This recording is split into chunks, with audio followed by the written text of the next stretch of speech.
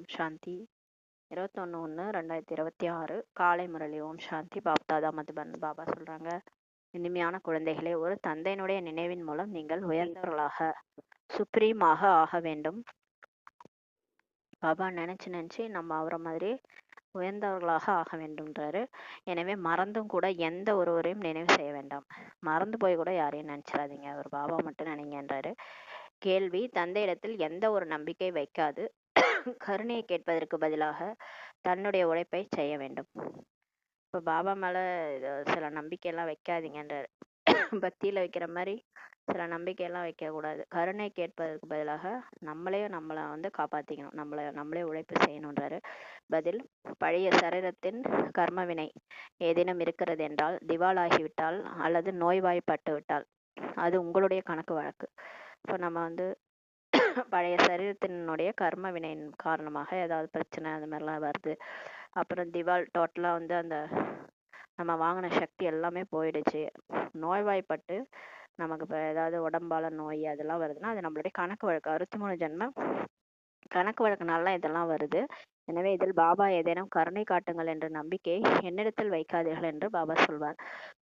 இந்த மாதிரி கணக்கு வழக்குக்கும் பாபாவுக்கும் சம்மந்தம் கிடையாது. அதெல்லாம் நம்மளே உருவாக்குந்து. பாபாக்கும் அதுக்கும் சம்மந்தம் கிடையாது. அவர் நம்ம ஆத்மாவை சுத்தப்படுத்த தான் வந்திருக்கிறாரு.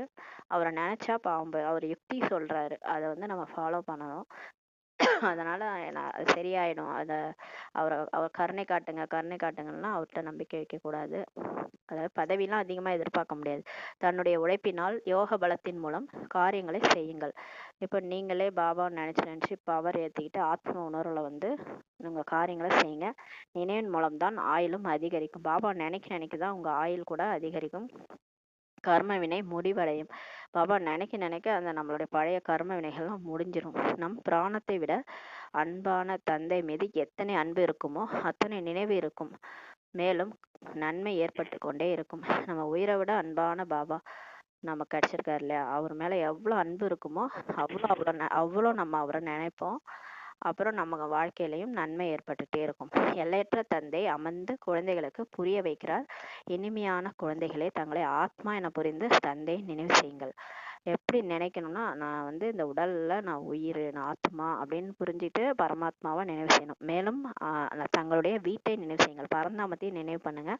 அதேதான் அமைதியின் கோபுரம் என்று சொல்லப்படுகிறது. Tower of piece. பரந்தாமன் தான் டவர் ஆஃப் பீஸ்ன்னு சொல்லப்படுது. அங்கதான் நம்ம அமைதியா இருந்தோம். கீழே நடிக்க வரும்போது அப்படி ஆயிட்டோம். இப்ப எல்லாமே நம்மளை சுத்தி நடக்கிற பிரச்சனைகள், உடம்புல வர நோய் எல்லாமே நம்மளுடைய கணக்கு வழக்கு. சுகத்தின் கோபுரம் சத்யுகம். Tower of peace பரந்தாமம்.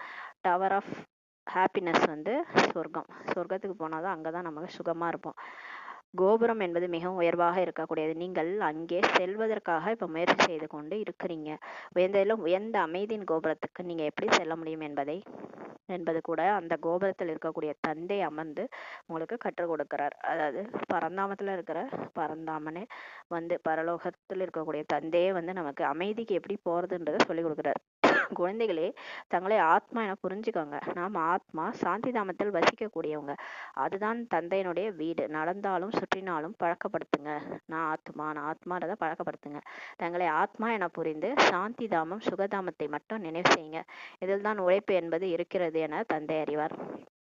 இதுலதான் நமக்கு உழைப்பு. நம்ம முரளி கேட்கிறோம், மற்றதெல்லாம் செய்யறோம், சேவை செய்யறோம். அதெல்லாம் விட உண்மையான உழைப்பு தன்னை ஆத்மான்னு புரிஞ்சுக்கிட்டு உடல் உணர்வுல வெளியே பரந்தாமத்தையும் சொர்க்கத்தையும் நினைக்கணும். இதுலதான் உழைப்பே இருக்குது. யார் ஆத்ம உணர்வில் இருக்கிறாங்களோ அவர்களை தான் மகாவீரன் என்று சொல்லப்படுகிறது. நினைவின் மூலமாகத்தான் நீங்க மகாவீரனாக சுப்ரீமாக ஆகிறீங்க. சுப்ரீம் என்றால் சக்திவான் என்பதாகும்ட்டு பாபா சொல்றாரு. குழந்தைகளுக்கு குஷி இருக்க வேண்டும். சொர்க்கத்திற்கு எஜமானர்களாக நம்மை ஆக்கக்கூடிய பாபா, உலகுக்கே எஜமானர்களாக ஆக்கக்கூடிய பாபா நமக்கு இப்ப படிப்பிச்சு கொண்டிருக்கிறார்னா எவ்வளவு குஷி இருக்கணும். ஆத்மாவின் புத்தி தந்தையின் பக்கம் செல்கின்றது. இது ஆத்மா ஒரு தந்தையிடம் கொண்டுள்ள காதல் ஆகும்ட்டு பாபா சொல்றாரு. நம்மளுடைய புத்தி ஆட்டோமேட்டிக்காவே கஷ்டம்னு வரும்போது கடவுள் பக்கம் தானே போகுது. அப்ப இது நம்ம ஆத்மாவாகிய நம்ம பரமாத்மா மீது கொண்டுள்ள காதல். அவர் அப்பா நமக்கு. அதிகாலை எழுந்து பாபாவிடம் இனிமேலும் இனிமையான விஷயங்களை பேசுங்க.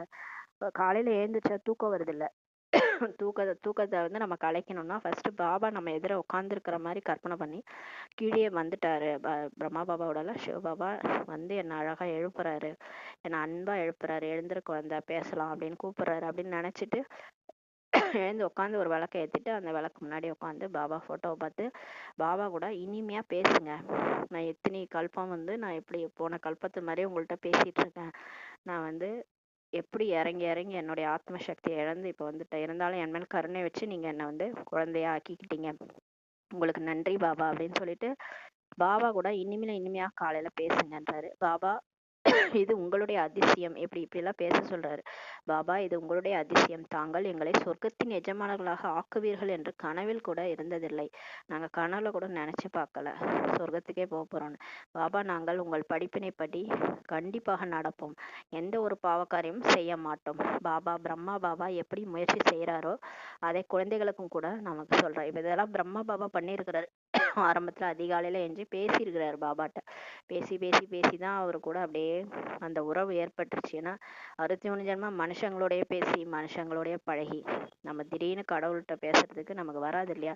அதை ஃபர்ஸ்ட் நம்ம பேசி அதை முயற்சியை செய்யணும். சிவபாபாவிற்கு எத்தனை குழந்தைகள் இருக்கிறாங்க, கவலை என்பது இருக்கும் தானே.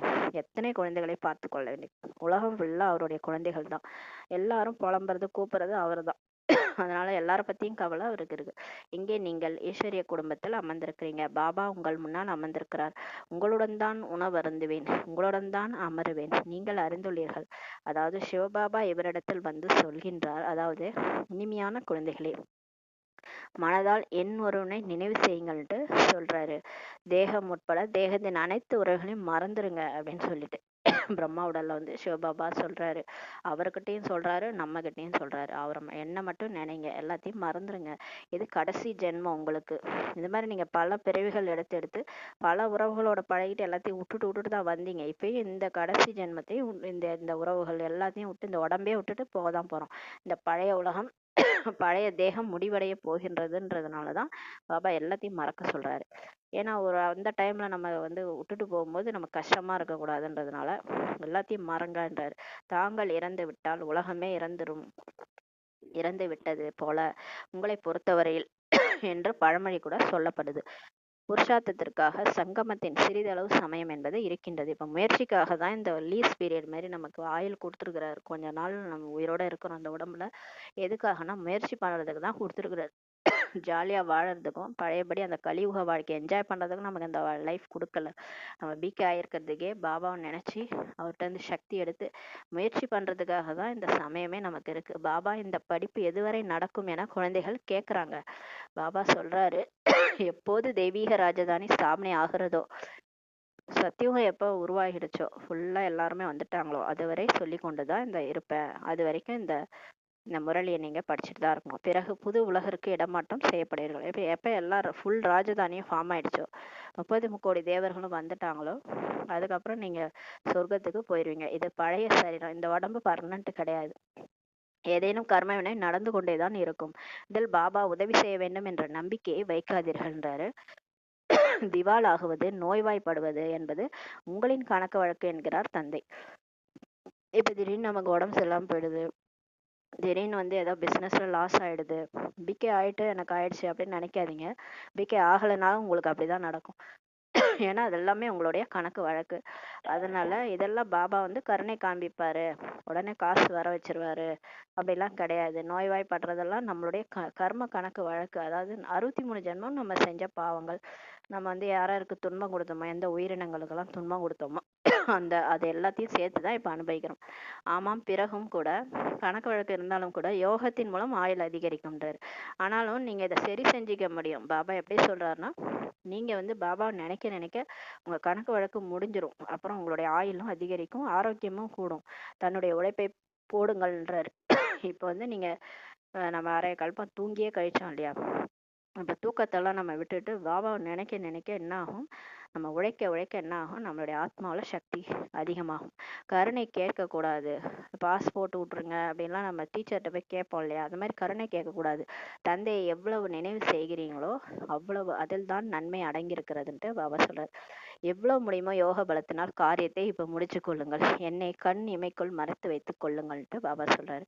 அன்பான ஒன்றை கண்ணின் மணியாக உயிரின் காதலாக சொல்லப்படுகிறது இல்லையா? பாடக்கூட செய்கிறீர்கள் தானே. இந்த தந்தையோ மிக பிரியமானவர், ஆனால் மறைவானவர், மறைஞ்சு இருக்கிறாரு. கண்ணுக்கு தெரியலன்றனால அவர் இல்லைன்னு கிடையாது இல்லையா? இப்ப காத்து கூட தான் கண்ணுக்கு தெரியல, கரண்ட் கூட தான் கண்ணுக்கு தெரியல, அதுக்காக அது இல்லைன்னு இல்லை இல்லையா?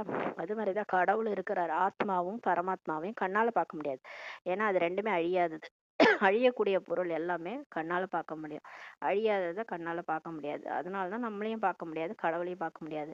ஆனா அவர் மறைவா இருக்கிறார். அவருக்காக நம்முடைய காதல் அப்படிப்பட்டதாக இருக்க வேண்டும். அவரை பார்க்க முடியலனா கூட அவரை அப்படி நம்ம லவ் பண்ணணும். அதை ஏன் கேட்குறீங்க என்ற அளவிற்கு, அளவிட முடியாத அளவிற்கு அன்பு இருக்கிறது. குழந்தைகளே, தந்தை கண் இமைகளுக்குள் மறைத்து வைக்க வேண்டியிருக்கிறது. கண் இமைகள் என்று சொல்வது இந்த கண்களை அல்ல, இது புத்தியில் நினைவு வைப்பதே சொல்லப்படுகின்றனர். பாபா நம்மளை கண்ணுல இமைகள்ல மறைச்சு வச்சிருக்கிறாரு. அவர் சொல்றது கண்ணு இல்லை, அவர் கண்ணு இல்லை இல்லையா? அவர் புத்தியில வச்சிருக்கிறாராம் நம்மள எல்லாரையும். மிக அன்பான நிராகாரமான தந்தை நமக்கு படிப்பித்து கொண்டிருக்கின்றார். அவர் ஞானத்தின் கடல், சுகத்தின் கடல், அன்பின் கடலா இருக்கிறார், எல்லாத்துலயும் கடலா இருக்கிறார். அப்படிப்பட்ட மிக அன்பான தந்தையிடத்தில் எத்தனை அன்பு வேண்டும்! குழந்தைகளுக்காக எத்தனை தன்னலமற்ற சேவை செய்யறார். அவர் இங்க வரணும் அவசியமே இல்லை. நம்ம கஷ்டப்படுறோம் கூப்பிடுறோன்றதுக்காக இங்க ஒரு சரீரத்துல பிரவேசிச்சு நமக்காக இந்த தூய்மையற்ற உலகத்துல நமக்கு ஞானத்தை சொல்றார். பதித சரீரத்தில் குழந்தைகளாக உங்களுக்கு வைரத்திற்கு சமமாக உங்களை ஆக்குகிறார். எவ்வளவு இனிமையான பாபா!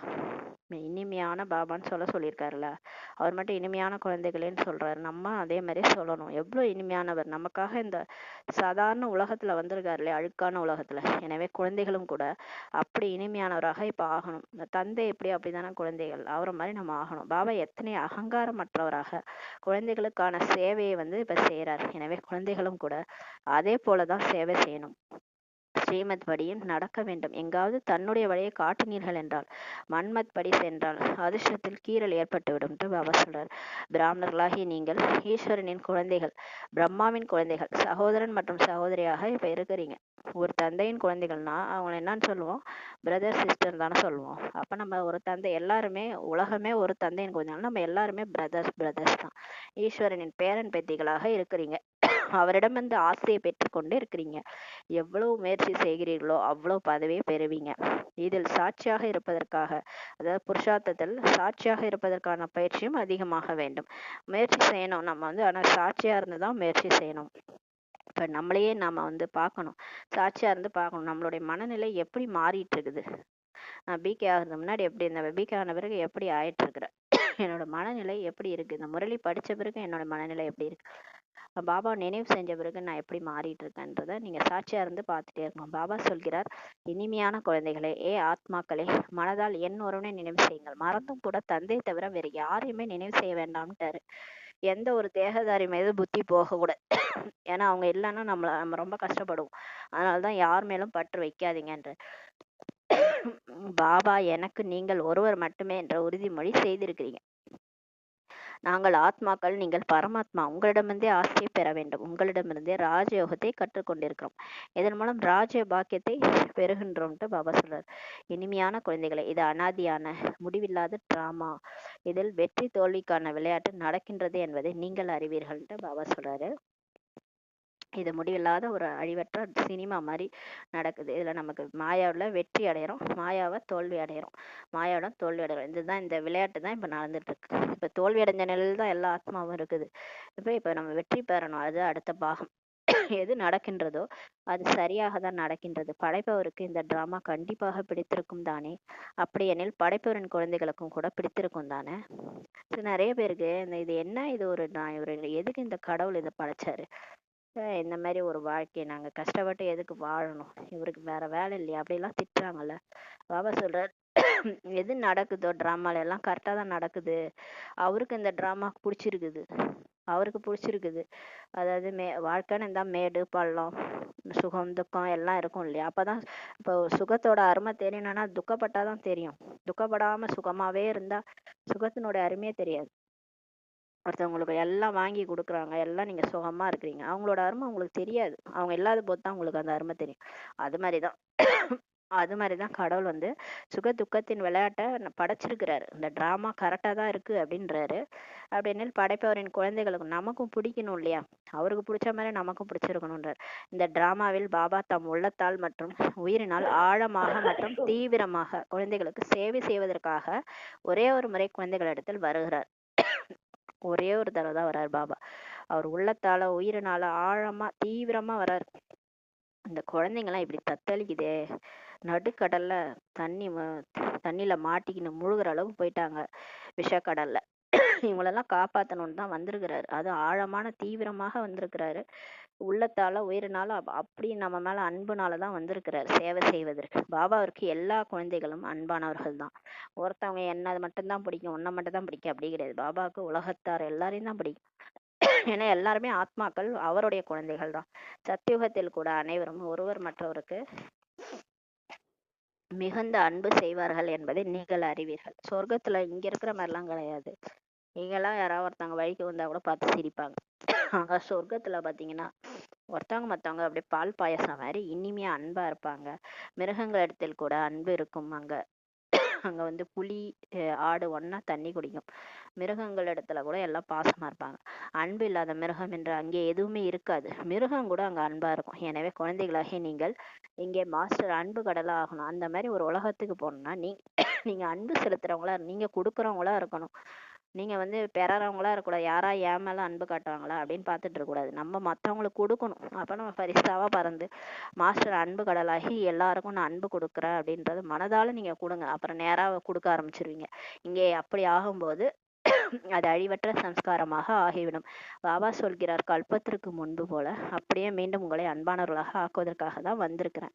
நீங்க அரை கல்பம் 63 ஜென்மங்களா இந்த அன்புனா என்னன்னே தெரியாம அந்த ராவணனுடைய குணங்கள்ல போய் சிக்கிக்கிட்டு ஆக்ரோஷமா மாறிட்டீங்க. இப்ப பாபா திரும்ப தெய்வீக குணங்களை நமக்குள்ளார புகுத்துறாரு. கல்பத்துக்கு முன்னாடி போலவே நம்மளை மீண்டும் அன்பானவர்களாக மாற்றதான் வந்திருக்கிறாரு. எப்போதேனும் எந்த குழந்தையினுடைய கோபத்தினுடைய சப்தத்தை கேட்கும்போது தந்தை வந்து படிப்பினை கொடுக்கிறார். குழந்தைகளே, கோபப்படுவது சரியே அல்ல. இதனால் நீங்கள் துக்கமானவர் தான் ஆவீங்க. கோபப்பட்டா நல்லதா நடக்கும். ஃபர்ஸ்ட் நம்ம உடல் தான் வீணா போயிடும். அதுக்கப்புறம் மற்றவங்களையும் துக்கமானவங்களா ஆக்கிரும்.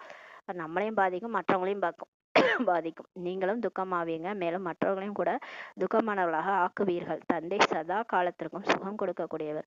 ஆனா ஆப்போசிட் நம்மளுடைய அப்பா எப்படி, அவருக்கு ஆப்போசிட்டாவா நம்ம இருக்கிறது. அவர் சதா காலத்திற்கும் சுகம் கொடுக்கக்கூடியவர். துக்கம்னா என்னன்னே அவருக்கு தெரியாது. துக்கம் எப்படி கொடுக்கணும்னு கூட அவருக்கு தெரியாது. எனவே குழந்தைகளும் தந்தைக்கு சமமாக ஆக வேண்டும். ஒருவர் மற்றவருக்கு ஒருபோதும் துக்கம் கொடுக்க கூடாதுன்ட்டு பாபா சொல்றாரு. குழந்தைகளாகிய உங்களுக்கு தெரியும், சிவபாபா பகலிற்கான சுவாமி. சாயி, சாயின்னா என்னன்னா பகலிற்கான சுவாமின்னு அர்த்தம். சாயி பாபான்னா அதான் அந்த பகலிற்கான சுவாமி சிவபாபா. இரவை பகலாக, அதாவது காலையை உருவாக்கக்கூடியவர். அந்த இரவை பகலா மாத்துறவர் தான் சாயி போல இருக்கு. அதனாலதான் சாயி பாபான்னு சொல்றோம். சாயின்றது உண்மையிலே சிவனுடைய பேரு தான். அவர் தான் இரவை பகலாக ஆக்கக்கூடியவர். இந்த கலியுக நரகத்தை சொர்க்கமா மாற்றக்கூடியவர். எல்லையற்ற தந்தையை சாயி என சொல்லப்படுகின்றது. அவர் ஒருவர் மட்டுமே சாய்பாபா. அவர் தான் உண்மையான சாய்பாபான்றார். கள்ளங்கபடமற்ற சிவபாபா. அவர் பெயரே போலாநாத், கள்ளங்கபடமற்றவர். அப்பாவி குமாரிகள் தாய்மார்கள் மீது ஞானத்தின் கலசத்தை வைக்கிறார். ஞானத்தை யாருக்கு தெரியுமா சொல்லி கொடுக்குறாரு? ஒண்ணுமே தெரியாதவங்க தலையில தான் அந்த கலசத்தை வைக்கிறார்.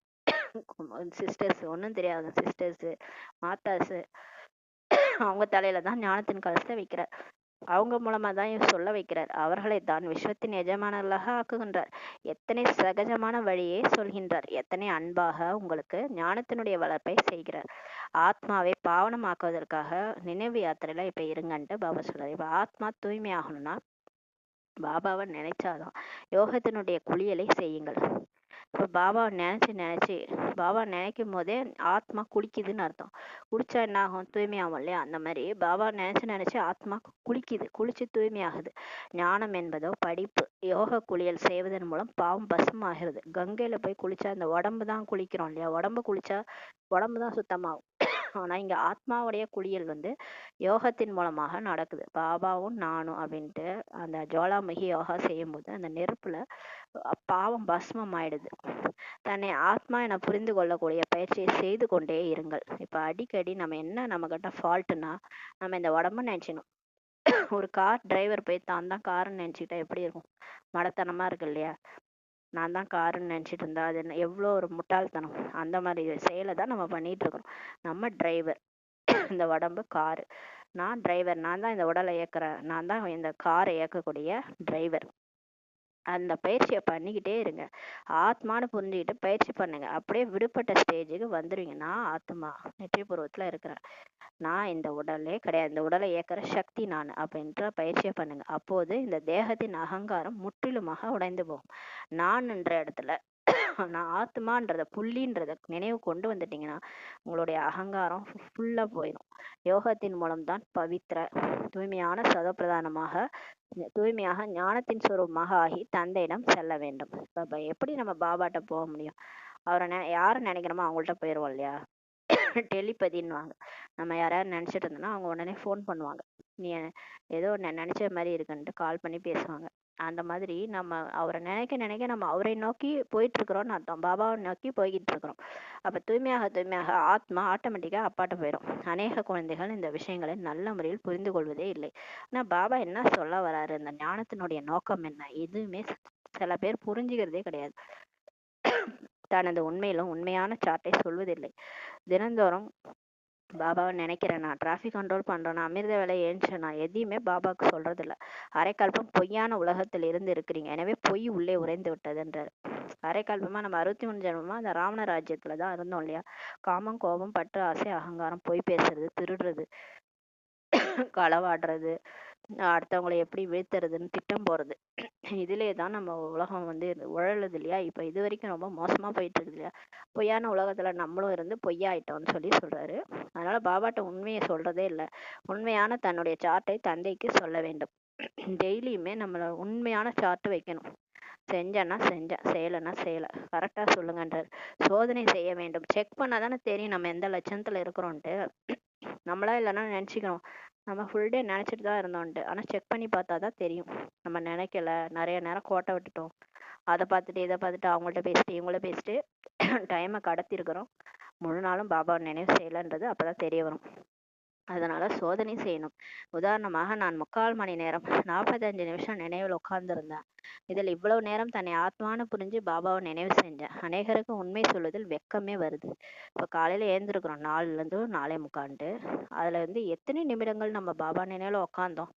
இல்ல தூங்கணுமா? இல்ல வேற ஏதாவது புத்தியில ஓடிச்சா? இல்ல நேற்று நடந்த விஷயங்கள் ஓடிச்சா?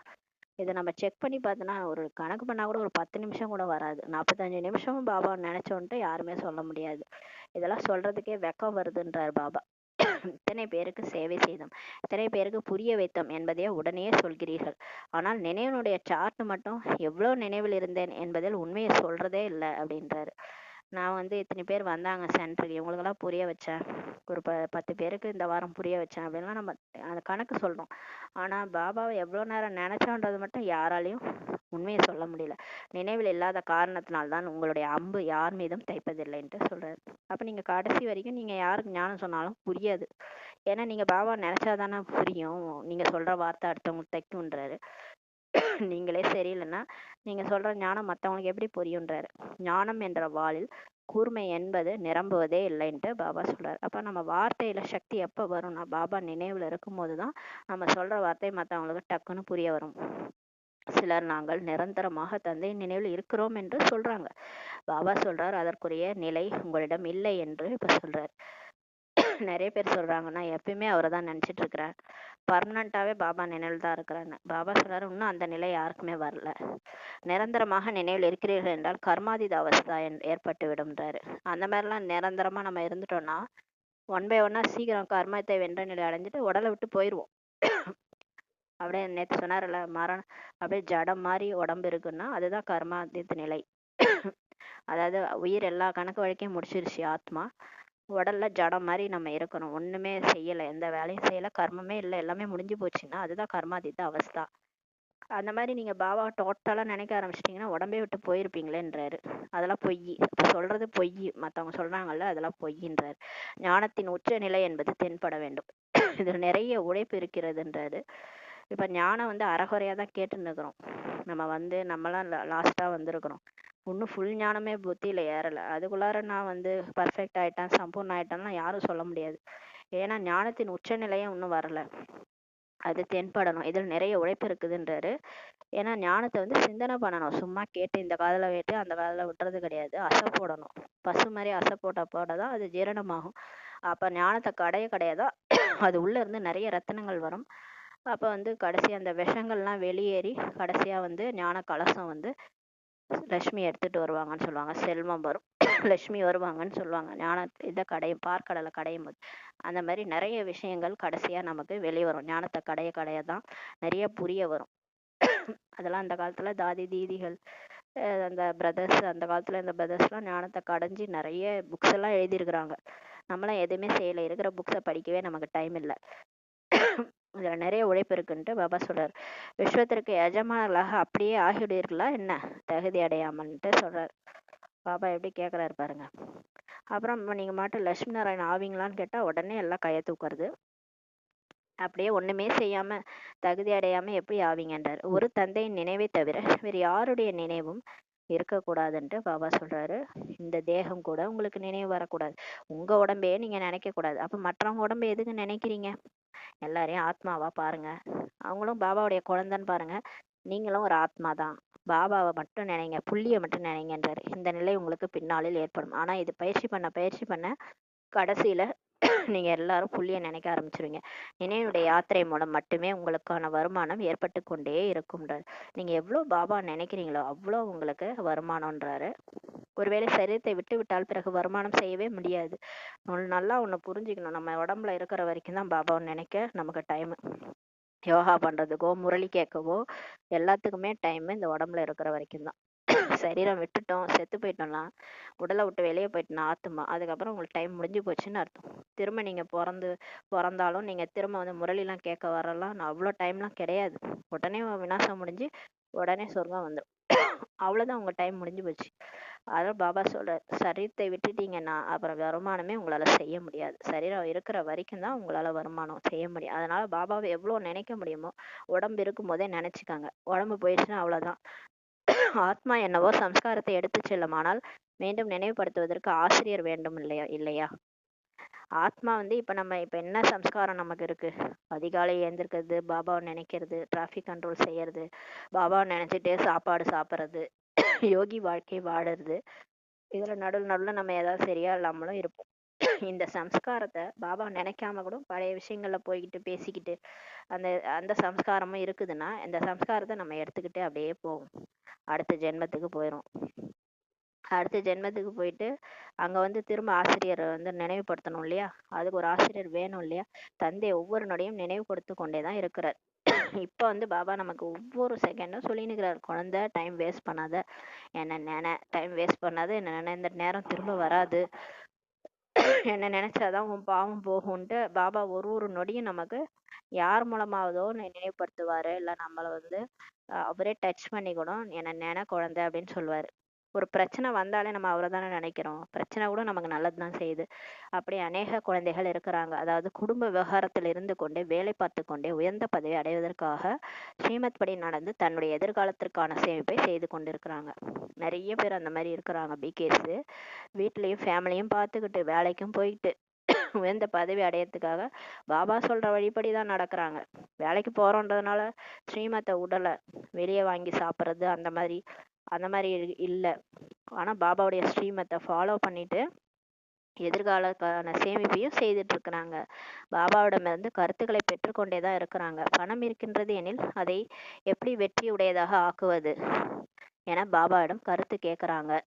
இப்ப வேலைக்கு போறதுனால காசு வருது இல்லையா, அந்த காசை எப்படி பாபா நான் செலவு பண்றதுன்னு பாபாட்ட கேக்குறாங்க. பாபா சொல்றாரு, சென்டர் தரங்க, இதன் மூலம் அநேகருக்கு நன்மை ஏற்படும்ட்டு பாபா சொல்றாரு. காசு அதிகமா இருக்கா, சென்டர் தரங்க, நிறைய பேர் வந்து பாடம் கேட்பாங்க, உங்களுக்கு நன்மை ஏற்படும். மனிதர்கள் அவங்களுக்கும் நன்மை ஏற்படும், நமக்கும் நன்மை ஏற்படும். மனிதர்கள் தானம் புண்ணியம் ஆகியவற்றை செய்யறாங்க, அதற்கான பலன் அடுத்த பிறவியில் கிடைக்குது. ஆனா உங்களுக்கு கூட எதிர்காலத்தில் 21 பிறவிகளுக்கான ராஜ்ய பாக்கியம் கிடைக்கிறது.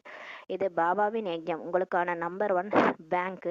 இதில் 4 அணா போட்டால் கூட எதிர்காலத்தில் 1000 ஆகிவிடும். பாபாவோட பேங்க், ஈஸ்வரனுடைய பேங்க் எப்படின்னா, நீங்க 4 அணா போட்டீங்கன்னா இந்த பேங்க்ல எதிர்காலத்துல அது 1000 மாறிடும்ன்றார். கல்லில் இருந்து தங்கமாக ஆகிவிடும். உங்களின் ஒவ்வொரு பொருளும் தங்கமாக பல மடங்கு மதிப்பு கூடியதாக ஆகிவிடும்ட்டு பாபா சொல்றாரு.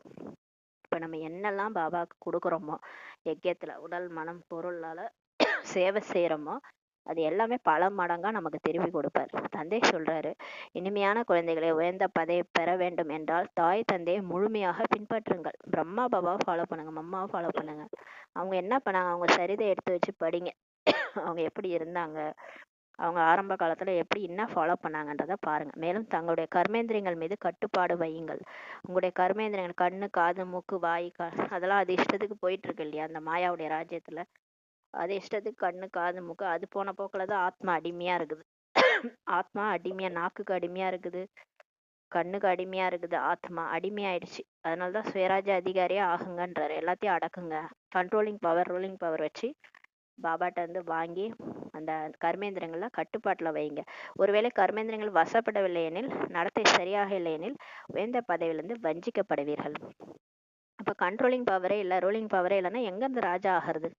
நம்மளை நாமே கட்டுப்படுத்த முடியல. நம்ம வாய் நம்ம சொல்றதை கேட்க மாட்டுது, நம்ம கண்ணு நம்ம சொல்றதை கேட்க மாட்டுது, பார்க்காதன்றதுதான் பாக்குது. பாபாவை பாருன்னா வேற எதையோ பாக்குது. காது முரளியை கேளுன்னா வேற எதையோ அந்த யாரை பத்திய விஷயங்களோ கேக்குது காது. வாய் பாபா பத்தி பேசு, முரளிய பேசு அப்படின்னு சொன்னா வாய் எதையோ உற்றார் உறவினர்களை பத்திய விஷயங்கள், அந்த விஷயம் இந்த விஷயம்னு வாய் பேசுது. அப்ப கண்ட்ரோல்லே இல்ல, கர்மேந்திரங்கள் கண்ட்ரோல்லே இல்லைன்னா உயர்ந்த பதவியை அடைய முடியாமல் போவீர்கள்ன்றாரு. தன்னுடைய நடத்தையை இப்ப மேம்படுத்துங்க, சிறப்பாக உயர்வாக ஆக்குங்கள்ட்டு பாபா சொல்றாரு. இப்போ உங்களோட நடத்தையை மாத்துங்க. 63 ஜென்மமா நீங்க இதைதான் பண்ணீங்க, அதனால ஒரு பிரயோஜனம் இல்லை, கணக்கு வழக்கு தான் எகிரிட்டு போகுது. இப்போ அப்படியே பேசலன்னா கூட பரவாயில்ல, மௌனமா இருங்க பாபா நினைவுல. அதிகப்படியான ஆசைகளை வைக்காதீர்கள்ன்ட்டு பாபா சொல்றாரு. இப்ப முடிய போகுது, உலகமே முடிய போகுது, எண்டு போட போறாரு. வேர்ல்டு எண்ட் ஆக போகுது, நாடகம் முடிய போகுது. இப்பவே ஆசை வச்சு என்ன பண்றது? அதிகப்படியான ஆசைகளை வைக்காதீங்க. பாபா குழந்தைகளாகிய உங்களுக்கு எவ்வளவு ஞானத்தின் அலங்காரம் செய்து சத்தியுகத்தின் மகாராஜா மகாராணியாக ஆக்குகிறார். இதில் இவ்வாறு ஆகுவதற்கு சகிப்புத்தன்மையின் குணம் மிக நன்றாக இருத்தல் வேண்டும். ஆனா மகாராஜா மகாராணி ஆகணும்னா நம்ம தான் உயர்ந்த இடத்துல இருக்கிறோம்னு அர்த்தம். அப்ப நம்ம கீழே இருக்கிறவங்கள்ட்ட நம்ம எதிர்பார்க்கவே முடியாது. நம்ம தான் எல்லாத்தையும் கொடுக்கணும். மற்றவங்க எல்லாம் எடுக்கிறவங்களா தான் இருப்பாங்க. அன்புனாலும் சரி, அமைதினாலும் சரி, அவங்க நமக்கு கொடுப்பாங்கன்னு எதிர்பார்க்கவே முடியாது. உயர்ந்த பதவி அடையிறவங்க, உயர்ந்த பதவி அடையிறவங்களுக்கு சகிப்புத்தன்மையின் குணம் அதிகமாக இருக்கணும். அப்பதான் மகாராஜா மகாராணியாக ஆக முடியும். கொடுக்கக்கூடிய வள்ளலா இருந்தாதான் மகாராஜா மகாராணி ஆக முடியும். வாங்குறவங்க எல்லாம் மகாராஜா மகாராணி ஆக முடியாது. தேகத்தின் மீது அதிகப்படியான மோகம் இருக்க வேண்டாம். இந்த உடம்பே நம்ம கூட வராது. உடம்பு மேலே பற்று வைக்காதீங்க. யோக பலத்தின் மூலம் காரியத்தை செய்து கொள்ள வேண்டும். எல்லாமே பவர். பாபா நினைச்சு ஆத்மாவுல சக்தியை நிரப்பிட்டு நம்ம வேலையை நம்ம செஞ்சுக்கணும். யஜ்யத்தின் காரியத்தையும் நம்ம செய்யணும். உடம்பையே ததிச்சு முனிவர் மாதிரி உடம்ப எலும்பையும் கூட யஜ்யத்துல கொடுங்கன்னு சொல்லிட்டாரு. இப்ப நம்மளால எவ்வளவு முடியுதோ யோக பவர் மூலமா தான் செஞ்சுக்கணும். ஐயோ எனக்கு காய் முடியல, கால் முடியல, எனக்கு உடம்பு முடியலன்னா நம்ம சொல்லக்கூடாது. ஏன்னா இந்த கடைசி சரீரத்துல நம்ம பாபாட்ட ஃபுல்லா சமர்ப்பணம் பண்ணாதான் நமக்கு அங்க தங்க சரீரம் கிடைக்கும். சொர்க்கத்துல நல்ல சரீரம் கிடைக்கும்.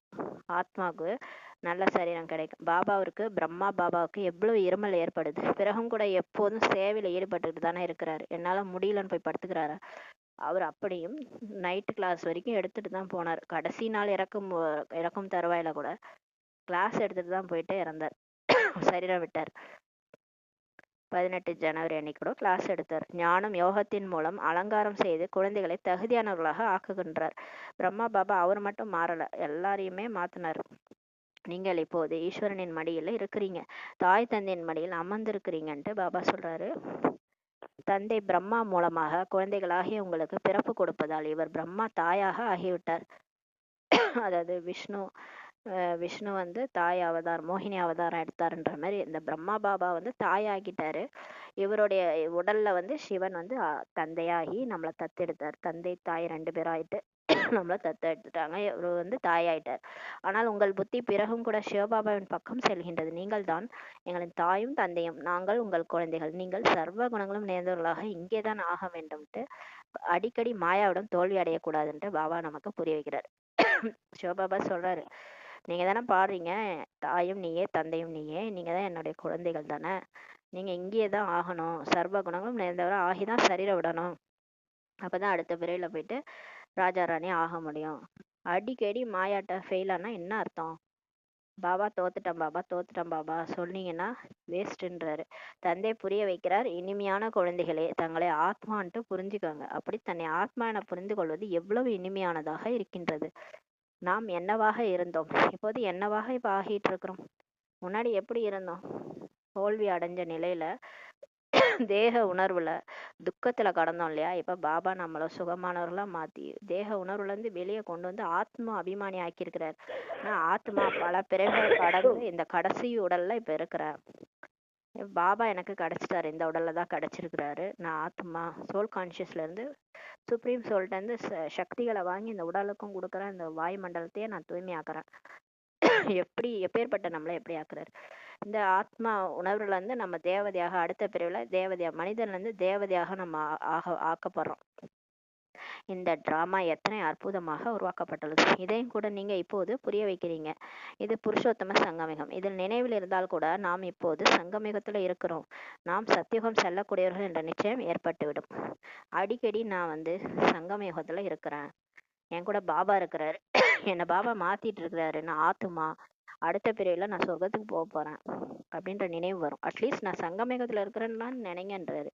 பிறகு நம் வீட்டிற்கு சங்கமத்திற்கு பிறகு செல்ல வேண்டும். எனவே கண்டிப்பாக தூய்மையாக ஆக வேண்டும். உள்ளுக்குள் நிறைய குஷி இருக்கணும். ஓஹோ, எல்லையற்ற தந்தை சொல்றாரு, இனிமேல் இனிமையான குழந்தைகளே, என்னை நினைவு செய்தால் நீங்கள் சதோ பிரதானமாக ஆகுவீங்க. ஈஸியான வழி சொல்றாரு. ஒண்ணுமே கிடையாது. என்னுடைய பாபா, நான் ஆத்துமா, என்னுடைய பாபா, அவ்வளவுதான்.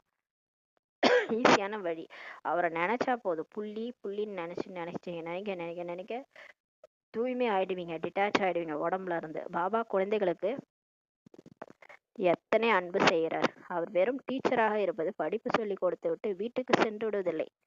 அவர் ஒன்றும் அப்படியே கரெக்டா ஸ்ட்ரிக்டா பாடம் எடுத்துட்டு வாங்க எல்லாரும் அப்படின்னு சொல்லிட்டு பரந்தாமத்துக்கு போல. அவர் நம்ம மேல எவ்வளவு அன்பு செலுத்துறாரு. அப்பாவாகவும் இருக்கிறார், இவர் தந்தையாகவும் இருக்கிறார், டீச்சராகவும் இருக்கிறார். உங்களை படிப்பிக்கவும் செய்கிறார். நினைவின் யாத்திரையும் கூட கற்றுக் கொடுக்கிறார். டீச்சரா இருந்து நமக்கு எல்லாமே சொல்லி கொடுக்கிறாரு. அப்படி விஸ்வத்திற்கு எஜமானன் ஆக்கக்கூடிய, பதித்திலிருந்து பாவனம் ஆக்கக்கூடிய தந்தையிடம் மிகுந்த காதல் இருக்க வேண்டும். நம்ம எப்படி இருந்தோம்? ஒண்ணும் இல்லை, இந்த பிகே லைஃபே நீங்க கம்பேர் பண்ணலாம். இதுக்கு முன்னாடி நான் எப்படி இருந்தேன்?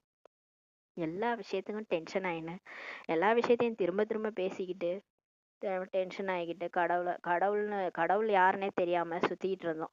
ஆனா பிகே லைஃப்ல நம்ம கடவுள் யாருன்னு தெரிஞ்சிருச்சு, டிராமான்றது புரிஞ்சிருச்சு, ஃபுல் ஸ்டாப் வைக்கவும் தெரிஞ்சிருச்சு. ஏதாவது ஒரு பிரச்சனையா, இது போன கல்பத்துல இதான் நடந்தது, ஃபுல் ஸ்டாப் முற்றுப்புள்ளி வைக்கவும் கத்துக்கிட்டோம்.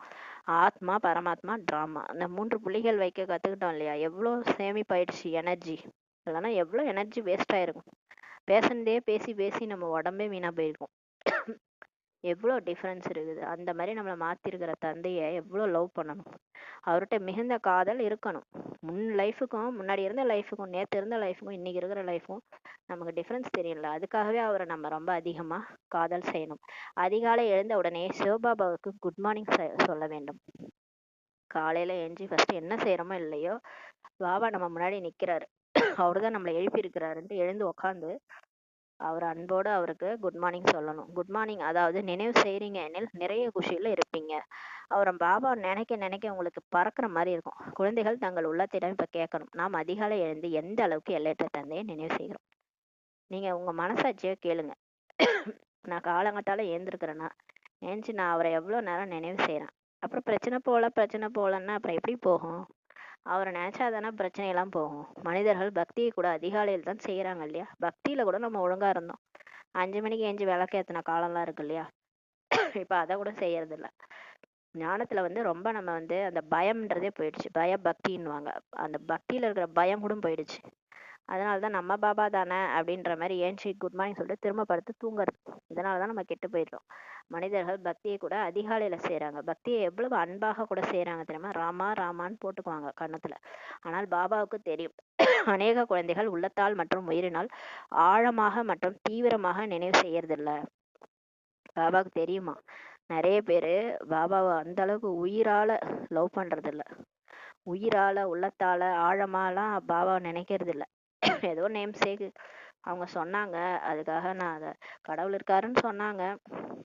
அது என்னவோ தெரியல. அதை அவங்க நம்புறாங்க, அது மாதிரி நானும் நம்புறேன். மற்றவங்க சொன்னாங்க அதனால நான் நம்புறேன். அப்படி நம்புறீங்களா? உண்மையா நீங்க கடவுளே வந்திருக்கிறாரு. அவர்தான் என்ன காலங்கத்தால எழுப்புறாரு. உங்களுக்குன்னு சில நிறைய பண்ணிருப்பாருல பாபா.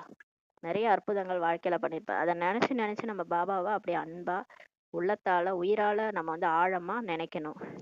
அதிகாலை எழுந்து பாபாவிற்கு குட் மார்னிங் செய்து ஞான சிந்தனையில இருந்தால குஷியில் அளவு அதிகரிக்கும். நீங்க காலையில எழாததுதான் இப்ப பிரச்சனையே. பாபா சொல்லிட்டாரு, காலையில எழுந்து பாபாவுக்கு குட் மார்னிங் சொல்லிட்டு ஞான சிந்தனை செஞ்சு முரளியை நீங்க சிந்தனை பண்ணாலே உங்களோட குஷி அதிகரிக்கும்.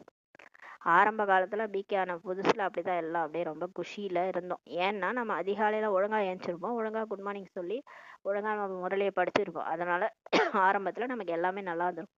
நடுவுல கொஞ்சம் விட்டுருப்போம் இல்லையா? அதனாலதான் இப்ப நிறைய மாயா வந்து நம்மளை தாக்கியிருக்கு.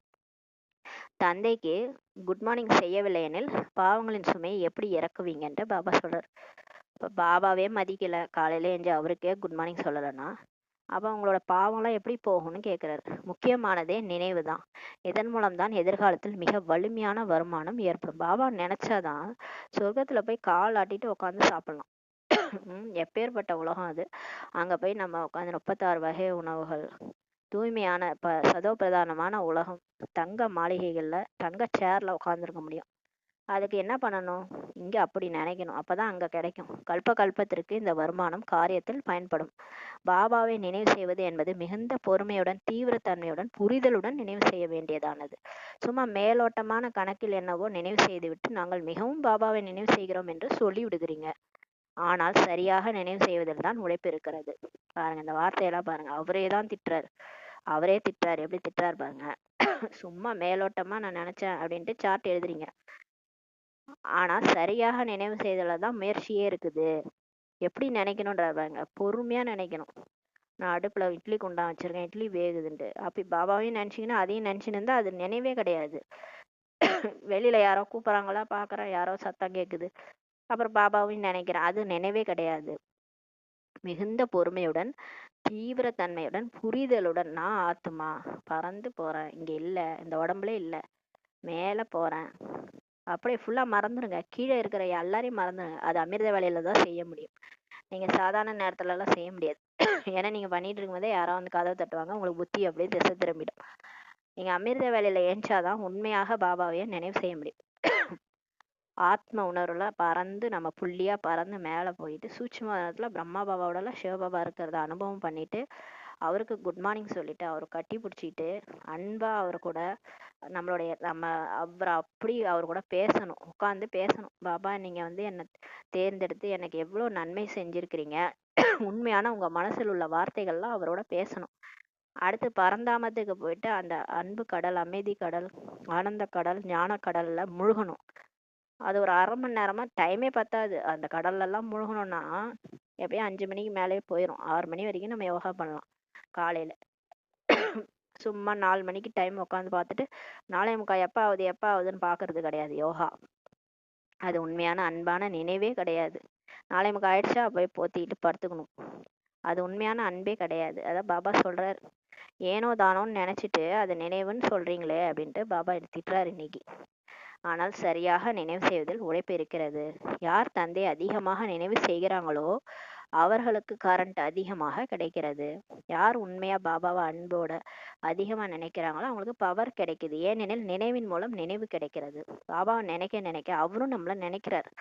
யோகா மற்றும் ஞானம் என்ற 2 விஷயங்கள் இருக்குது. வெறும் முரளி கேட்கறது மட்டும் கிடையாது. பாபாவை நினைக்கிறது 2வது சப்ஜெக்ட், யோகான்றது ஒரு சப்ஜெக்ட், ஞானம்ன்றது இன்னொரு சப்ஜெக்ட். 4 சப்ஜெக்ட் இருக்கு. ஞானம், யோகம், தாரணை, சேவை.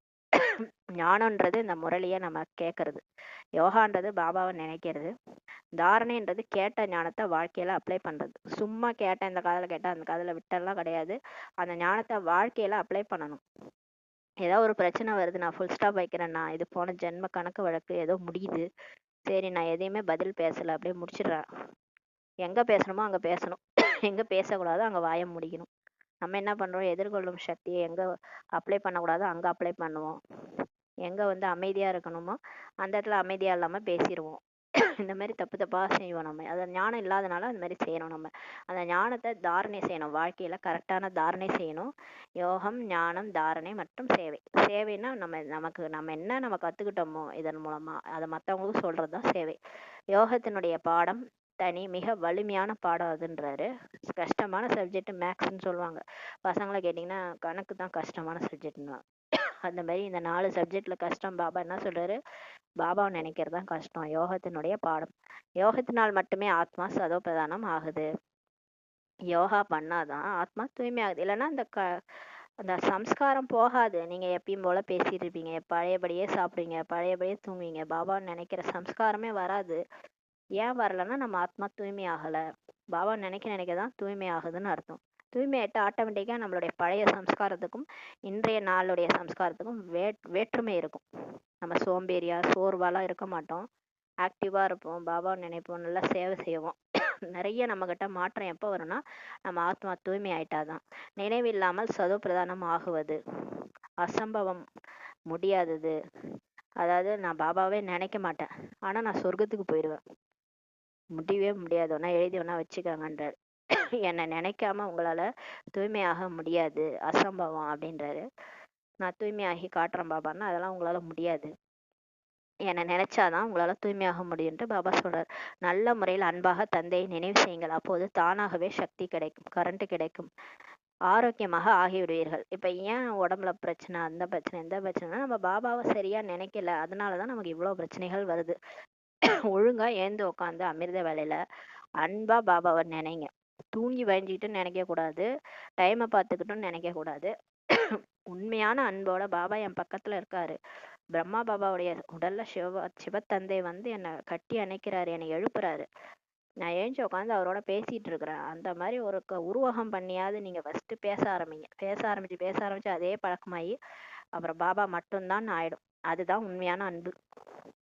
நம்ம வந்து தேகதாரியும் நினைக்கிறது, பாபாவையும் நினைக்கிறது, அது உண்மையான அன்பே கிடையாது. என்னைக்கு ஒரே ஒரு பாபா தான், அவரை ரீப்ளேஸ் பண்ண யாருமே கிடையாதுன்னு வைக்கிறோமோ அன்னைக்குதான் எல்லா பிகேஸும் உருப்பிடுவோம். அப்புறம் நீங்க ஆரோக்கியமாக ஆகிருவீங்க. கரண்ட் மூலமாக ஆயிலும் கூட அதிகமாகின்றதுன்ட்டு பாபா சொல்றாரு. சக்தி கிடைக்க கிடைக்க நீங்க உங்களுடைய ஆயுள் அதிகமாகும், அப்பதானே சேவை செய்ய முடியும். குழந்தைகள் நினைவு செய்யறாங்க எனில் பாபாவும் கூட நீண்ட ஒளியை இடைவிடாத சக்தியை கொடுக்குறாரு. இப்ப நம்ம அவரை நினைக்கிறோம்னு நினைச்சுக்கோங்களேன், அவருக்கு தெரியும்ல இந்த குழந்தை என்ன நினைக்குது விடாம, இது என்ன பண்ணும் பாவம், இதுக்கு யாருமே கிடையாது, இதுக்கு என்ன விட்டா யாருமே கிடையாதுன்ட்டு அவரும் நீண்ட நேரம் நமக்கு சக்தி கொடுக்குறாரு. தந்தை எத்தனை பெரிய வலிமையான கஜானாவை குழந்தைகளாகிய உங்களுக்கு இப்ப கொடுக்குறாரு. நல்லது பாருங்க, இந்த நேரத்துல யாருக்குமே கிடைக்காதவர் நமக்கு கிடைச்சிட்டாரு, அதுவே நம்ம பெருமைப்பட்டுக்கணும். உலகமே தேடுறவர் எனக்கு கிடைச்சிட்டாரு, எப்பேற்பட்ட ஒரு ஆஸ்தியை எனக்கு கொடுத்துட்டு இருக்கிறாரு. இதெல்லாம் நினைச்சு நினைச்சு சந்தோஷப்படணும். இது வந்து கண்ணுக்கு தெரியாத ஆஸ்தி நமக்கு கிடைச்சிட்டு இருக்குது. உலகத்தாரே வேக்க போறாங்க, கடைசியா சொல்லுவாங்க நீங்க எல்லாம் அடைஞ்சிட்டீங்க, நாங்கெல்லாம் வெறும் கையோட போறோம்ட்டு. அந்த நிலை ஒரு நாளைக்கு வரதான் போகுது. நம்ம எல்லாத்தையும் அடைஞ்சிட்டோம், அந்த திருப்தியாவது இருக்கணும், அந்த குஷியும் நம்ம முகத்துல தென்படணும். நல்லது. இனிமேலும் இனிமையான தேடி கண்டெடுக்கப்பட்ட கண்களின் மணியாக இருக்கும் குழந்தைகளுக்காக தாயும் தந்தையாக பாப்தாதாவின் உள்ளத்திலிருந்து மற்றும் உயிரிலிருந்து ஆழமான மற்றும் தீவிரமான அன்பு நினைவுகள் மற்றும் குட் மார்னிங். ஆன்மீக தந்தையின் ஆன்மீக குழந்தைகளுக்கு நமஸ்தே. நம்ம ஆன்மீக தந்தைக்கு ஆன்மீக குழந்தைகள் நமஸ்தே. தாரணைக்கான முக்கிய சாரம். ஃபர்ஸ்ட் பாயிண்ட், தந்தை மிகுந்த பொறுமையுடன், பாருங்க நீ ரொம்பவே சொல்லிட்டாரு பாபா, நம்ம சரியில்லைன்றத சுட்டி காட்டிட்டாரு. மிகுந்த பொறுமையுடன், தீவிரத்தன்மையுடன் மற்றும் புரிதலுடன் நினைவு செய்யுங்கள்ட்டாரு. தீவிர முயற்சின்றது அந்த பாபா மேட்டே சொல்லிட்டாரு. பாபா 18 ஜனவரியிலே முயற்சிக்கு முன்னாடி தீவிரம் போட்டுருங்க, தீவிர முயற்சி பண்ண ஆரம்பிச்சிருங்கன்றாரு. தீவிரத்தன்மையுடன் புரிதலுடன் பாபாவை நினைக்கணும். சரியா புரிஞ்சிட்டு நினைக்கணும். பக்தி மார்க்கத்துல நினைவு செய்யற மாதிரிலாம் நினைவு செய்யக்கூடாது. புள்ளியா இருக்கிறார் பாபா, நானும் புள்ளியா இருக்கிறேன், நான் ஆத்துமா தனியா தான் வந்தேன், தனியா தான் போகணும், நற்றுணையாவது நமச்சிவாயவே, கடைசி வரைக்கும் கூட வரப்போறது கடவுள் தான். அவர் வந்து எப்படி இருக்காரு, கண்ணுக்கு தெரியல, புள்ளியா இருக்காரு. அவர் தான் சிவன். அவர் பரந்தாமத்துல இருக்கிறாரு, அவரே கடலாக இருக்கிறாரு. 7 கடலை அணுவுல ஊத்துனாங்கன்னு சொல்லுவாங்க. அந்த மாதிரி எல்லாம் அந்த 7 குணங்களின் கடலாக விளங்குறாரு. எனக்கு முன்னாடி ஜொலிச்சிட்டு இருக்கிறாரு, நான் அவருக்கு முன்னாடி புள்ளியா இருக்கிறேன். அப்படி நினைவு செய்யுங்க. உண்மையான அன்போடு உயிரோட்டமாக இருக்கிற கடவுளை, உயிரா இருக்கிறாரு, உண்மையா இருக்கிறாரு. சத்தியமானவர் சிவன். அவரை தவிர மற்ற எல்லாமே பொய் இந்த உலகத்துல. அவர் அன்பா நினைங்க. நினைவு சரியாக இருந்தால் தந்தையிடமிருந்து கரண்ட் கிடைக்கும். கரெக்டா அவரை நினைச்சீங்கன்னா அவர்கிட்ட இருந்து சக்தி கிடைக்கும். ஆயுள் கூட அதிகரிக்கும். ஆரோக்கியமாக ஆகிருவீங்க. அதுக்கப்புறம் உங்களை பிடிக்கவே முடியாது. யாருமே உங்களை எட்டி எட்டி கூட பார்க்க முடியாது. அந்த அளவுக்கு நீங்க வந்து ஆரோக்கியமாயிடுவீங்க. அப்புறம் எல்லாரும் உங்கள்ட்ட வந்து வழி கேட்பாங்க. எப்படிங்க இப்படி ஆனீங்க, இப்படி நோஞ்சா நாட்டம் கடந்தீங்க, திடீர்னு இப்போ எப்படி ஆரோக்கியமாயிட்டீங்க அப்படின்னு கேட்பாங்க எல்லாரும் வந்து. சொல்லணும், அப்ப நம்ம வழி சொல்லணும். அந்த மாதிரி ஆகணும். பிகேஸ்னா அப்படிதான் இருக்கணும். அவங்க வந்து மத்தவங்க வந்து நம்ம கிட்ட வழி கேட்கணும். அந்த அளவுக்கு நம்ம மாறணும். நான் பாபாவை நினைச்சேங்க, ஆத்மான்னு புரிஞ்சுட்டு பரமாத்மா தந்தையை நினைவு செய்தேன், அதனாலதான் இப்படி ஆரோக்கியமா ஆயிட்டேன் அப்படின்னு நம்ம சொல்லணும் வழி எல்லாருக்கும். அதை விட்டுட்டு நம்ம புலம்புனா நம்மளை பார்த்து ஐயோ இவங்க பிகே ஆகி தான் இப்படி ஆயிட்டாங்க, நம்ம ஆகவே கூடாது, நம்மளும் இந்த வழியில போனா இப்படி ஆயிடுவோம் அப்படின்னு மத்தவங்க நினைக்கிற அளவுக்கு நம்ம நடந்துக்கிறோம். அது பாபாவுக்கு டிஸ்சர்வீஸ் செய்யற மாதிரி தானே அர்த்தம். பாபா பேரே கெடுக்கிற மாதிரி அர்த்தம். இரண்டாவது பாயிண்ட், உயர்ந்த பதவியை அடைய வேண்டும் என்றால் தன்னுடைய நடத்தையை மேம்படுத்துங்கள். இப்ப நம்ம உயர்ந்த பதவி, சொர்க்கத்துல போய் நல்ல பதவி அடையணும் அப்படின்னா சிறப்பாக ஒழுங்காக ஆக்குங்கள். அதிகப்படியான ஆசைகளை வைக்காதீர்கள். இங்க எந்த பொருள் மீது ஆசை வைக்காது. எதுவுமே நம்ம உடம்பே நம்ம கூட வராது. 24 மணி நேரம் கூட இருக்கிற இந்த மூச்சு காத்து, மூச்சு விட்டுனுக்கிறோமே இந்த உடம்பு, இதுல ஒரு பாட்டு கூட நம்ம கூட வராது. இதையே விட்டுட்டு தான் போக போறோம். அப்புறம் கூட இருக்கிற என்ன விஷயத்த நம்ம எடுத்துட்டு போக போறோம். கர்மேந்திரங்களை முழுமையாக இப்ப கட்டுப்படுத்துங்கள். தாய் தந்தையை, பிரம்மா பாபா மம்மாவை முழுமையாக பின்பற்றுங்கள். பிரம்மா பாபா எப்படி இருந்தாங்க, மம்மா எப்படி புருஷார்த்தம் பண்ணாங்க, அவங்க எப்படி எல்லாத்தையும் விட்டு எல்லையற்ற வைராக்கியா இருந்து உலக சேவாதாரியா ஆனாங்க இல்லையா. அவங்களுக்குன்னு சுயநலமற்ற வாழ்க்கையை வாழ்ந்தாங்க. சாகும்போது கூட மம்மா வந்து உடல் ஃபுல்லா வலி, அவங்க உடம்பு ஃபுல்லா கேன்சர், ஆனாலும் எல்லாருக்கும் திராட்சை கொடுத்தாங்க, அன்பான பார்வை பார்த்தாங்க. அப்புறம் தான் சரீரம் விட்டாங்க. அம்மா உடம்பால அவ்வளோ சேவை பண்ணியிருக்கிறாங்க. அவங்க யஜ்யத்துக்கு காசு எல்லாம் கொடுக்க முடியல, இருந்தாலும் மற்ற உழைப்பு எல்லாமே மம்மா வந்து செஞ்சிருக்கிறாங்க. மனசா சேவையும் உடலாலையும் மம்மா அவ்வளோ சேவை பண்ணியிருக்கிறாங்க. அதனாலதான் மம்மா ஆனாங்க இல்லையா, ராதையா ஆக போறாங்க. பிரம்மா பாபா அப்படியே தன்னுடைய எல்லாத்தையும் யஜ்யத்துல போட்டார். ஆஸ்தி கிடைச்சிருச்சு, அல்லா கிடைச்சிட்டாரு, இதுக்கு மேல என்னன்னு சொல்லிட்டு தன்னுடைய எல்லாத்தையும் முழுமையாக அர்ப்பணம் பண்ணிட்டாரு.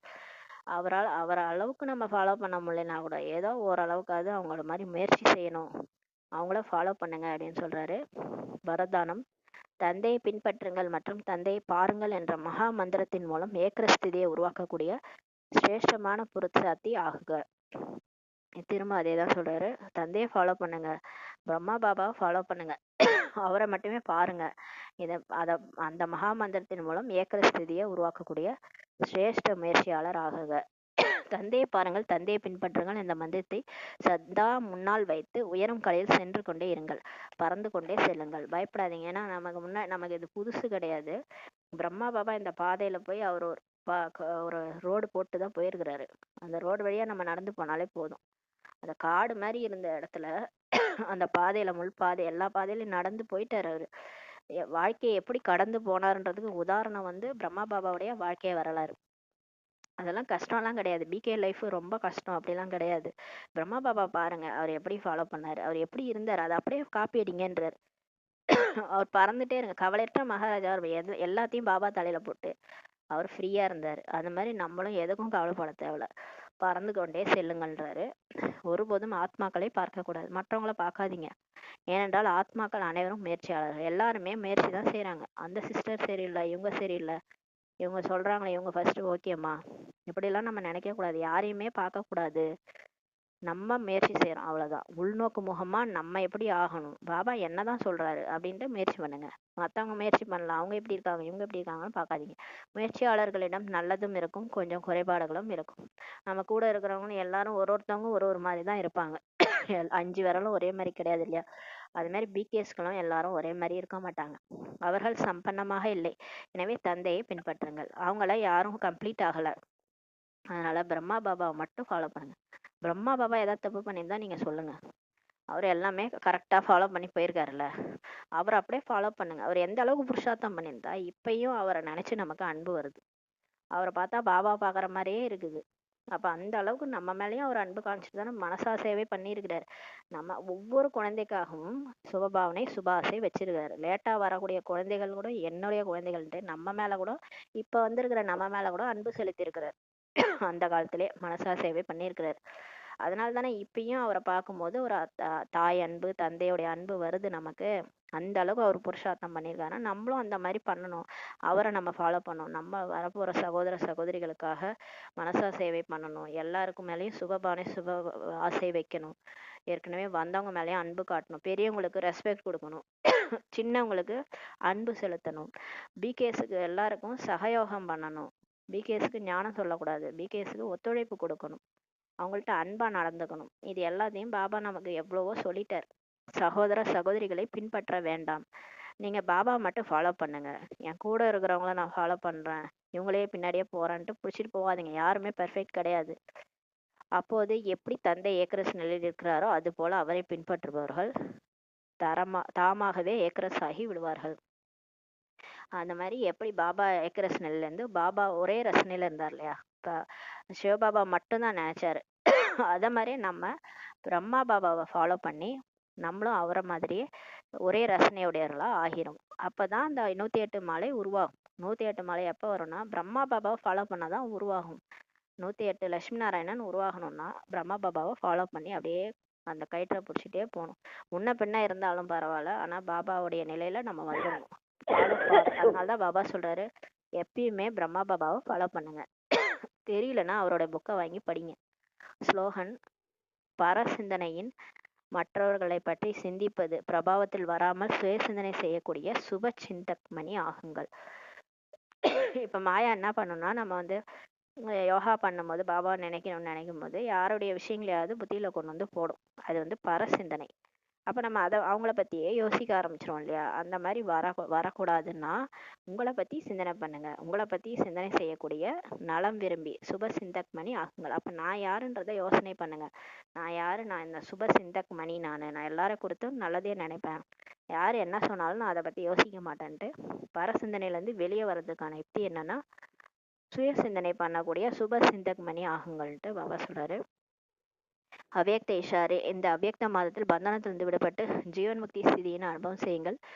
எப்படி மற்ற ஸ்தூல பொருட்களை எப்போது விரும்புறீங்களோ அப்போது எடுக்கிறீர்கள், மற்றும் எப்போது விரும்புகிறீர்களோ அப்போது விட்டுடுறீங்க. இப்ப நம்ம ஒரு டம்ளர் எடுக்கிறோம், வேணும்னும் போது போய் எடுக்கிறோம், வேணாத போது அந்த டம்ளரை வச்சுட்டு வந்துடும். அது போல அந்த டம்ளரை எடுக்கிறோம் வைக்கிறோம் இல்லையா, அந்த மாதிரி வேணும்னும் போது இந்த உடம்பு எடுக்கணும். ஆத்மானா இப்போ உடம்புல காரியம் செய்யணும். அதனால பிரவேசமாகி இந்த உடம்ப யூஸ் பண்றேன். இந்த உடம்பு வேணாம் எனக்கு, இப்ப எல்லா வேலையும் முடிச்சுட்டேன், இந்த உடம்பு வேணாம். அப்போது இந்த உடம்பை விட்டு விட்டு ஆத்ம உணர்வுள்ளவராக ஆகிவிடுங்க. அப்ப ஆத்மா நான் தனியா நெற்றிப்புறத்துல விடுபட்டு இருக்கேன். இல்லை இங்கேருந்து பறந்து கூட நீங்க சுவிட்ச் மோடல்ல மேலே போயிருங்க. இந்த உடலை விட்டுருங்க. அந்த பயிற்சியை இப்ப செய்யுங்க. வேணுங்கும் போது எடுக்கிறது, வேணாங்கும் போது விடுறது. இப்போ டம்ளரை எடுக்கிறேன் வைக்கிறேன் இல்லையா, ஏதோ ஒரு பொருளை எடுக்கிறேன் வைக்கிறேன். அந்த மாதிரி நான் ஆத்மா இந்த உடம்பை எடுக்கிறேன், உடம்பு ஆதாரமா எடுக்கிறேன், வேலை செய்யறேன். இந்த உடம்பு தேவையில்லையா விட்டுட்டு மேலே போறேன். பரிசுத்தாவா பறந்து போயிருங்க. இந்த பயிற்சியை செஞ்சுட்டே இருங்க. இந்த பயிற்சி அவ்வளவு சரளமாக ஆகிவிட வேண்டும். எந்த ஒரு ஸ்தூல பொருளுக்கும் சகஜமாக ஆவது போல ஆகிரணும். அப்படி ரொம்ப ஈஸியா உடம்பு எடுக்கிறது, உடம்பு விடுறது, அந்த மாதிரி செஞ்சாதான் மரணம் ஈஸியா இருக்கும் நமக்கு. படைப்பவர் எப்போது விரும்புகிறாரோ அப்போது படைப்பின் ஆதாரத்தை எடுத்துக்கொள்ள வேண்டும். அதாவது இந்த உடல்ன்றது படைப்பு தான். இந்த மாதிரி நிறைய 84 உடல் நம்ம எடுத்துட்டோம் விட்டுட்டோம். ஃபர்ஸ்ட் உடல் நல்ல உடலா எடுத்தோம், அதே மாதிரி ஒரு உடலா எடுத்து இப்ப 84வது உடல். இந்த உடலே நம்மளுடைய படைப்பு தான். இதை எடுக்கணும், விட்டுறணும். எப்போது விரும்புகிறோமோ எடுக்கணும், அதை எப்போ தேவையில்லையோ அதை விட்டுறணும். எப்போது விரும்புகிறாரோ அப்போது படைப்பின் ஆதாரத்தை விட்டுவிட வேண்டும். எப்போது விரும்புகிறாரோ அப்போது விலகிவிட வேண்டும். எப்போது விரும்புகிறாரோ அப்போது அன்பானவராக ஆகிவிட வேண்டும். விலகி அன்பானவராக ஆகிடணும். அந்த மாதிரி இப்ப பந்தன் முக்த ஆகுங்கள். பாபா சொல்றாரு, கடைசியில பாருங்களேன், உடம்பு தான் பிடிச்சி இழுக்கும். அந்த உடம்பு ஆதாரம் எடுக்கிறது விடுறது. உடம்பு அப்பதான் லேசாகும். பரிசுத்தா மாதிரி நம்ம சாக்காரத்திலே எல்லார் கண்ணுக்கு முன்னாடி தெரியணும்னா இந்த பயிற்சி செஞ்சாதான் நம்ம தெரிய முடியும். பிரம்மா பாபா இந்த பயிற்சி அதிகமா பண்ணியிருக்கிறாரு. அதனாலதான் கடைசியில அவரு உடம்புல இருந்து விலகிய ஒரு ஃபரிஸ்தாவாவே தெரிஞ்சாரு எல்லாருக்கும். அதனால உடம்பு எப்ப தேவையோ எடுத்து காரியம் செய்யுங்க. உடம்பு தேவையில்லாத போது பறந்து மேல போயிருங்க. தேவைன்னா எடுங்க, தேவையில்லைன்னா விட்டுடுங்க. அந்த மாதிரி பந்தன் முக்த ஆயிருங்க. இந்த தேக பந்தனம் இருக்கு இல்லையா, இந்த தேகம்தான் நான் நினைச்சிட்டு இருக்கோம்ல, அந்த பந்தனத்துல இருந்து இப்ப முக்தி ஆகுங்க அப்படின்ட்டு பாபா சொல்றாங்க. ஓம் சாந்தி. நன்றி பாபா, நன்றி ரம, நன்றி பரிவாரம். ஓம் சாந்தி.